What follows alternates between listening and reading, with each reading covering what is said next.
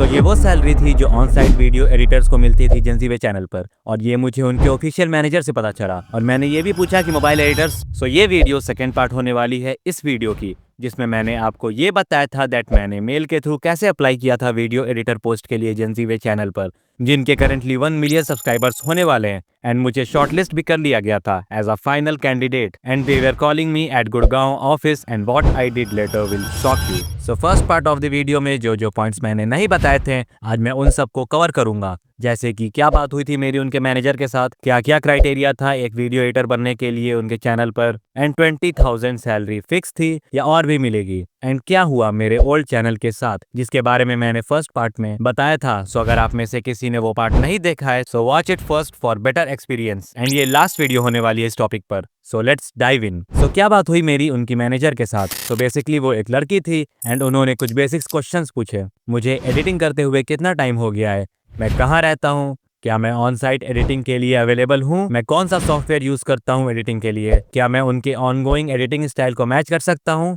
ये क्वेश्चन सुनकर तो मैंने बोला कि ऑनगोइंग एडिटिंग स्टाइल, अरे उसे एडिटिंग कहते हैं, पर सोचा कि छोड़ो वरना जॉब लगने से पहले ही फायर कर दिया जाऊंगा। तो ये वो क्वेश्चंस थे जो उन्होंने मुझसे पूछा। आफ्टर दैट उन्होंने मुझे क्राइटेरिया बताया दैट अगर आप में ये क्वालिटीज हैं तभी आप एक एडिटर बन सकते हो। So basic English speaking and writing होनी चाहिए, और ओनली पीसी एडिटर एलिजिबल है, एंड आपको अपना फुल टाइम देना पड़ेगा। Means if you are doing studies और जॉब, सो आपको सब कुछ छोड़कर उनके ऑफिस पर फुल टाइम जॉब करना पड़ेगा। एंड ये वो पॉइंट है जिसको सुनने के बाद आप में से आधे लोग फुल टाइम एडिटर नहीं बनना चाहोगे, क्योंकि मोस्टली एडिटिंग आप स्टडीज के साथ या फिर पार्ट टाइम में करते हो, बट इसे फुल टाइम करना इज वेरी टफ। मैंने मैनेजर से पूछा भी था दैट इज इट पॉसिबल अगर वर्क फ्रॉम होम हो सके तो, but she clearly denied, and this is the reason why I did not accepted this job, and I was damn upset भाई ये डिसीजन लेने के बाद। देखो मैं चाहे जो भी करना चाहूँ, but you know guys parents नहीं समझेंगे, बिकॉज ये सब चीजें नहीं है उनके लिए।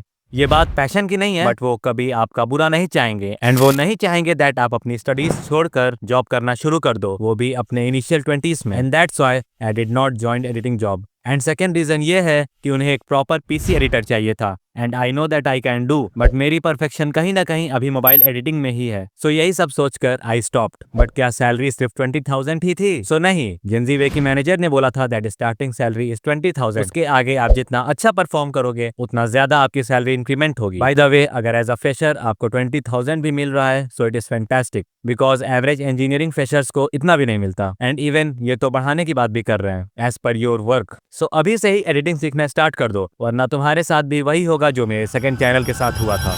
सो जैसा कि मैंने फर्स्ट पार्ट में बताया था, मेरा फर्स्ट चैनल ही अच्छा खासा ग्रो कर रहा था, एंड एट दैट टाइम उतने साल पहले उस पे उतने व्यूज आने शुरू हो गए थे जितने इस चैनल पर हाईएस्ट व्यूड वीडियोस पर हैं। बट उस टाइम मुझे उतनी नॉलेज नहीं थी यूट्यूब की, एंड मैंने कुछ बहुत बड़े बड़े ब्लंडर्स किए थे अपने उस चैनल के साथ, जो कि मैं आपको सजेस्ट करूंगा कि आप मत ही करना अपना न्यू चैनल बनाते टाइम। सो जिस ब्लंडर की वजह से मेरा चैनल गया वो ये था कि मैं एक रैंडम जीमेल अकाउंट जो मेरे मोबाइल में लॉगिन था, मैंने उससे अपना यूट्यूब चैनल बना लिया था। एंड फिर पता चला कि वो मेरे घर में ही किसी का था, बट वो पासवर्ड भूल चुके थे, एंड वो नंबर भी नहीं था अब जिससे वो जीमेल बना था।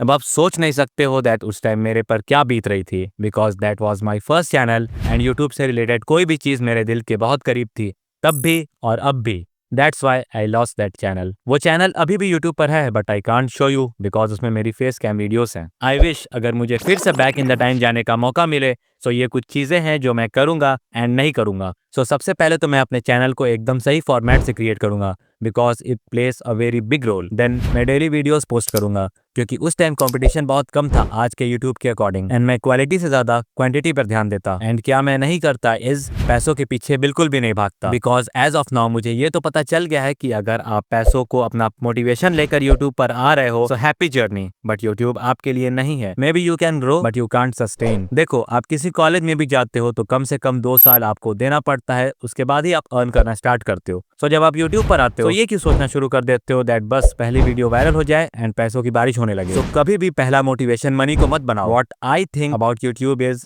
चलो क्या हुआ ग्रो नहीं कर पाया तो कम से कम मेरा टाइम तो वेस्ट नहीं हुआ। इनफैक्ट मैंने video editing, script writing, designing and most important communication, इन सारे स्किल्स को तो अच्छा कर लिया। एंड जिस दिन आपका माइंडसेट ये हो जाएगा, उस दिन आप अपनी तरफ से यूट्यूबर बनने के लिए एलिजिबल हो जाओगे, क्योंकि अगर वो सारी स्किल्स आपके पास रहेंगी तो पैसा तो आप कभी भी कमा लोगे। तो बहुत सारी चीजें मैंने यहाँ पर शेयर करी, बट अब एआई का यूज हर फील्ड में किया जा रहा है। सो अगर आप जानना चाहते हो कि एआई से वीडियो कैसे बनाएं, so watch this. Till then, you to grow.